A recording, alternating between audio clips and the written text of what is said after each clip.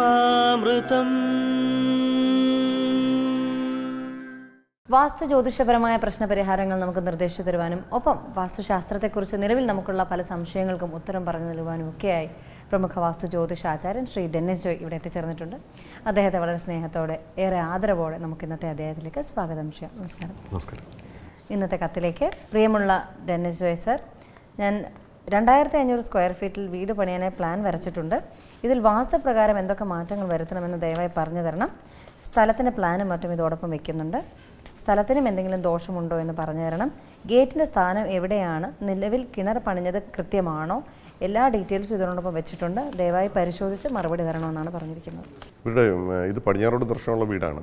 അപ്പം ഇവർക്ക് ഇതിൻ്റെ വടക്ക് പടിഞ്ഞാറ് ഭാഗത്തായിട്ട് ഇവർക്ക് ഗേറ്റ് സ്ഥാപിക്കുന്നത് നല്ലതാണ്. ഇനി അത് പറ്റുന്നില്ല എന്നുണ്ടെങ്കിൽ തെക്ക് പടിഞ്ഞാറ് ഭാഗത്ത് നിന്ന് വടക്ക് പടിഞ്ഞാറ് ഭാഗം വരെയുള്ള നീളം എടുത്ത ശേഷം അതിനെ നേർപകുതിയാക്കി ആ നേർപകുതിയിൽ നിന്ന് വടക്ക് പടിഞ്ഞാറ് ഭാഗത്തോട്ട് ഇവർക്ക് സ്ഥാനം കണ്ട് ചെയ്യാൻ പറ്റും. ഈ രണ്ട് ഭാഗത്ത് ഗേറ്റ് വെക്കുക. അതുപോലെ ഇതിനകത്ത് പ്ലാൻ എടുക്കുന്ന സമയത്ത് ഇതിൻ്റെ ചുറ്റളവ് ഒരു 120 സെൻറ്റിമീറ്റർ കൂടി കൂട്ടിയെടുത്തെങ്കിൽ മാത്രമേ ഇതിനകത്ത് കൃത്യമായിട്ടുള്ളൊരു ചുറ്റളവിലേക്ക് വരും. കാരണം വെച്ചാൽ പുതിയൊരു വീട് നമ്മൾ പ്ലാൻ വരച്ച് ചെയ്യുകയാണ്. അപ്പം നിലവിൽ ഇപ്പോൾ ഇതിനകത്ത് എന്തെങ്കിലും ദോഷങ്ങളോ കറക്ഷൻസ് ഒക്കെ ഉണ്ടെങ്കിൽ ഇപ്പോഴാകുമ്പോൾ നമുക്ക് എളുപ്പം ചെയ്യാൻ പറ്റും. വീട് പണിയെല്ലാം കഴിഞ്ഞ ശേഷമാണ് നമുക്ക് ഇതുപോലെ കറക്ഷൻ വരുന്നുണ്ടെങ്കിൽ ഈ പറഞ്ഞാൽ നമുക്ക് ഒരുപാട് ബുദ്ധിമുട്ടായിട്ട് വരും. അപ്പം ഇതിനകത്ത് ഒരു 120 സെൻറ്റിമീറ്റർ കൂടി ഇവർ ചുറ്റളവ് കൂട്ടിയെടുക്കുമ്പം 77 കോൽ വരും. അശ്വതി നക്ഷത്രമാണ്, കൗമാരമാണ്, ഉത്തമമായിട്ടുള്ള കണക്കിലേക്ക് അത് മാറിക്കിട്ടും. അതുപോലെ മെയിൻ ഡോറ് മദ്യം വിട്ട് നോർത്ത് വെസ്റ്റിലാക്കുകയാണെങ്കിൽ കൂടുതൽ ബെറ്ററാണ്. അതുപോലെ ഇതിൻ്റെ പടിഞ്ഞാറ് ഭാഗത്ത് കിഴക്ക് ഭാഗത്തേക്കാൾ കൂടുതൽ സ്ഥലം എന്തായാലും വരും. കാരണം ഇത് പടിഞ്ഞാറ് ഭാഗത്തോട് ദർശനമായിട്ടുള്ള വീടാണ്. അപ്പം ഇതിനകത്ത് മാക്സിമം ഇവർ ചെയ്യുമ്പോൾ ചിലപ്പോൾ കിഴക്കോട് മാക്സിമം നീക്കിയായിരിക്കും ഇവർ ചെയ്യുക. അപ്പം ഇവർ പിന്നീട് ഇതിൻ്റെ കണക്കനുസരിച്ച് പടിഞ്ഞാറ് ഭാഗത്തെ സ്പേസ് ഇവർ കുറച്ച് കൊടുക്കണം. അല്ലെങ്കിൽ പടിഞ്ഞാറ് ഭാഗത്ത് ഒരുപാട് സ്പേസ് ആകുമ്പോൾ അതിനകത്ത് താമസിക്കുന്ന സമയത്ത് കുറച്ച് ബുദ്ധിമുട്ടുണ്ടാകാം. അപ്പോൾ ആ സ്പേസ് കുറയ്ക്കുമ്പോൾ മേപ്പോട്ട് മതിൽ വേണമെന്നൊന്നുമില്ല. ഭൂമിക്കടി കൂടി കണക്കനുസരിച്ച് ഇവർ മതിൽ കെട്ടിയത് ബേസിക് ഫൗണ്ടേഷൻ കെട്ടിയ സ്ക്വയർ ചെയ്തെടുക്കുക. അതുപോലെ ഇതിൻ്റെ സെപ്റ്റി ടാങ്ക്, ജലസംഭരണി, ഈ സംഭവങ്ങളെല്ലാം ഈ പറഞ്ഞ പോലെ ഇതിനകത്തൊരു ബേസിക് ഫൗണ്ടേഷൻ കെട്ടി കോമ്പൗണ്ട് വാളിന് പുറത്താക്കി എടുക്കുകയാണെങ്കിൽ അതുമായിട്ട് ബന്ധപ്പെട്ടുള്ള ദോഷങ്ങളൊന്നും വരത്തില്ല. അതുപോലെ ഇതിനകത്ത് മറ്റ് ദോഷങ്ങളായിട്ടൊന്നും ഞാൻ കാണുന്നില്ല. അതുപോലെ ഇതിനകത്ത് തെക്ക് പടിഞ്ഞാറ് ഭാഗത്ത് കന്നിമൂല ഭാഗത്തായിട്ടാണ് ഇതിനകത്തൊരു കാർ പോർച്ച് കൊടുത്തിരിക്കുന്നത്. കാരണം വെച്ചാൽ തെക്ക് പടിഞ്ഞാറ് ഭാഗത്ത് കാർ പോർച്ച് നമ്മൾ സാധാരണ കൊടുക്കാറില്ല. ഒന്നുകിൽ വാഹനങ്ങൾക്ക് എന്തെങ്കിലും കംപ്ലൈൻറ്റുകൾ വന്നുകൊണ്ടേയിരിക്കും, അല്ലെങ്കിൽ വാഹന സംബന്ധമായിട്ടുള്ള ബുദ്ധിമുട്ടുകളും പ്രയാസങ്ങളും നമുക്ക് വന്നുകൊണ്ടേയിരിക്കാം. ചിലപ്പോൾ വണ്ടി വാഴണമെന്നില്ല. അപ്പം അത് പടിഞ്ഞാറ് ഭാഗത്തോ അല്ലെങ്കിൽ വടക്ക് പടിഞ്ഞാറ് ഭാഗത്തേക്കോ അത് മാറ്റി സ്ഥാപിക്കുക. അതുപോലെ മുകൾ നിലയിൽ കന്നിമൂല ഭാഗത്തായിട്ട് ഇവർ ഓപ്പൺ ബാൽക്കണിയാണ് കൊടുത്തിരിക്കുന്നത്. കാരണം വെച്ചാൽ നിലവിൽ കന്നിമൂല ഭാഗത്ത് ഇവർ കാർ പോർച്ച് കൊടുത്തിരിക്കുന്നതുകൊണ്ടാവാം ചിലപ്പോൾ അതിൻ്റെ മുകളിൽ ഒരു ഓപ്പൺ ബാൽക്കണി കൊടുത്തത്. അപ്പം കന്നിമൂല ഭാഗത്ത് തെക്ക് പടിഞ്ഞാറ് ഭാഗത്ത് മുകൾ നിലയിലായിട്ട് ഇവരൊരു ബെഡ്റൂം തന്നെ പ്ലാൻ ചെയ്ത് പോവുകയാണെങ്കിൽ അവിടെ വാസ്തുവിൻ്റെ ബലം കൂടുകയും ചെയ്യും. കുറച്ചുകൂടി വാസ്തു ബലം കൂടുന്നതിന്, ഐശ്വര്യം കൂടുന്നതിന് അത് കാരണമായി തീരും. ഇത്രയും കാര്യങ്ങൾ മാത്രമേ എനിക്കൊരു വീടുമായിട്ട് ബന്ധപ്പെട്ടുള്ള കാര്യങ്ങളായിട്ട് പറയാനുള്ളൂ. നമ്മൾ കാറ് പാർക്ക് ചെയ്യാനുള്ള ഡയറക്ഷൻസിനെ കുറിച്ച് ഒന്നുകൂടെ പറയാമോ? ഏതൊക്കെ ആവാം, ഏതൊക്കെ ആയിക്കൂടാ? അല്ല, നമുക്ക് എപ്പോഴും കാർ ഷെഡ് ചെയ്യുമ്പോൾ ഒരു വീടിൻ്റെ അളവനുസരിച്ച് നമ്മൾ അതിനെ ഡിവൈഡ് ചെയ്തിട്ടാണ് നമ്മൾ കാർ പോർച്ചിനുള്ള സ്ഥാനം കൂടെ നമ്മൾ നോക്കുന്നത്. അതുപോലെ നമ്മൾ പ്ലോട്ട് എടുക്കുമ്പോഴും അതിനെ ഡിവൈഡ് ചെയ്ത് നോക്കിയ ശേഷമാണ് നമ്മൾ അതിൻ്റെ വിധമായിട്ടുള്ള സ്ഥാനം എടുക്കുന്നത്. എന്നാലും നമ്മൾ കോമൺ ആയിട്ട് പറയുന്ന സമയത്ത് നമുക്ക് കിഴക്ക് ഭാഗത്ത് വേണമെങ്കിൽ നമുക്ക് വീടിനോട് ചേർത്ത് കാർ പോർച്ച് ചെയ്യാൻ പറ്റും. പക്ഷേ തെക്ക് കിഴക്ക് ഭാഗത്ത് വേണമെങ്കിലും ചെയ്യാൻ പറ്റും. അതുപോലെ പടിഞ്ഞാറോട്ട് ദർശനമുള്ള വീടാണെന്നുണ്ടെങ്കിൽ നമുക്ക് വടക്ക് പടിഞ്ഞാറ് ഭാഗത്ത് കാർ പോർച്ച് ചെയ്യാൻ പറ്റും, പടിഞ്ഞാറ് ഭാഗത്ത് വീടിനോട് ചേർത്ത് ചെയ്യാൻ പറ്റും.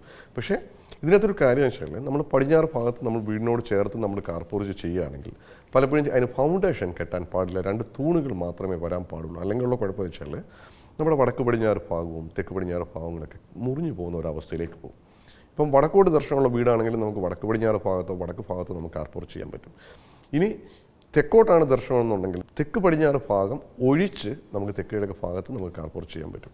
അപ്പം കാർ പോർച്ച് ചെയ്യുമ്പോൾ ഞാനിത് കോമൺ ആയിട്ട് പറയുന്നുവെങ്കിലും ഓരോ ആൾക്കാരുടെ വസ്തുക്കളെന്ന് പറയുമ്പോൾ ചിലപ്പം 5 സെൻറ്റ് ആയിരിക്കാം, ചിലപ്പോൾ 10 സെൻറ്റ് ആയിരിക്കാം, ചിലപ്പോൾ 20 സെൻറ്റ് ആയിരിക്കാം. അതിൻ്റെ പ്ലാനും കൂടി എടുത്ത ശേഷം അതിനകത്ത് മാക്സിമം സ്പേസ് നമുക്ക് എവിടെയൊക്കെ യൂസ് ചെയ്യാൻ പറ്റുമോ അതനുസരിച്ച് നമ്മൾ ചാർട്ട് ചെയ്യുന്നതായിരിക്കും. ഏതെങ്കിലും ഒരു വാസ്തുക്കാരെ വിളിച്ച് അവരുടെ സ്ഥലം കാണിച്ചിട്ട് കൃത്യമായിട്ട് പ്ലാൻ ചെയ്യുന്നതായിരിക്കും നല്ലത്. കാരണം നമ്മൾ ഈ പറയുമ്പം ചിലപ്പം 5 സെൻറ്റ് സ്ഥലമുള്ള ഒരാളോ അല്ലെ 10 സെൻറ്റ് സ്ഥലമുള്ള ഒരാളാണെങ്കിൽ അവർക്ക് ഇത് കുറച്ചുകൂടി ബുദ്ധിമുട്ടാക്കണം. കുറേ സ്പേസ് ഉണ്ടെങ്കിൽ നമുക്ക് കുഴപ്പമില്ല. കാരണം വെച്ചാൽ നമുക്ക് പരിഹരിക്കാൻ പറ്റാത്തതാണെങ്കിൽ നമുക്ക് ഈ പറഞ്ഞ പോലെ നമുക്ക് ചെറിയ ഫൗണ്ടേഷനൊക്കെ ഇട്ടിട്ട് അതിനെ പുറത്താക്കിയിട്ട് നമുക്ക് ചെയ്യാൻ പറ്റും. പക്ഷേ അതൊരു വാസ്തു എക്സ്പെർട്ടിനെ ഇവർ കാണിച്ച് ചെയ്യുന്നതായിരിക്കും കുറച്ചുകൂടെ ബെറ്റർ. എനിക്ക് തന്നിരിക്കുന്ന ഈ ഒരു പ്ലാനിൽ ഈ ഒരു കറക്ഷൻസ് മാത്രം ചെയ്യുക. അത് കഴിഞ്ഞിട്ട് പണിയുമായിട്ട് മുന്നോട്ട് പോകാം. മറ്റു തടസ്സങ്ങളൊന്നും ഞാൻ കാണുന്നില്ല. വാസ്തുശാസ്ത്രത്തിന് ഇന്നത്തെ അധ്യായം ഇവിടെ പൂർണ്ണമാവുകയാണ്. വാസ്തു ജ്യോതിഷപരമായ പ്രശ്ന പരിഹാരങ്ങൾക്ക് വാസ്തു ജ്യോതിഷാചാര്യൻ ശ്രീ ഡെന്നിസ് ജോയിൽ നിന്ന് മറുപടി ആഗ്രഹിക്കുന്നവർ താഴെ കാണുന്ന നമ്പറിൽ അദ്ദേഹത്തെ കോൺടാക്ട് ചെയ്യാവുന്നതാണ്. വാസ്തുപരമായിട്ടുള്ള പ്രശ്ന പരിഹാരങ്ങളും സംശയ ദൂരീകരണവും ഉറപ്പുവരുത്താവുന്നതാണ്. അതുപോലെ നിങ്ങളുടെ വാസ്തു ജ്യോതിഷപരമായ പ്രശ്ന പരിഹാരങ്ങൾക്ക് ഞങ്ങൾക്ക് എഴുതിയറിയിക്കേണ്ട വിലാസം: Jyothi producer, Devamritham, Kaumudi TV, Kaumudi buildings, Pettah, Thiruvananthapuram. ദേവാമൃതത്തിന്റെ മനോഹരമായ ഇന്നത്തെ അധ്യായം ഇവിടെ പൂർണ്ണമാവുകയാണ്. മറ്റൊരു അധ്യായമായി വീണ്ടും കണ്ടുമുട്ടാമെന്ന ശുഭപ്രതീക്ഷയോടെ വിടവാങ്ങുന്നു. നന്ദി, നമസ്കാരം.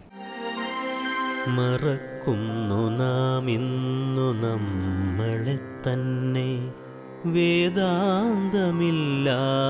നാൾ വഴിയിൽ അറിവിൻ്റെ ആ ദിവ്യ പ്രഭയായി ചൊരിയുന്നു ഗുരുവരുളാകുന്ന ദേവാമൃതം, ഗുരുവരുളാകുന്ന ദേവാമൃതം.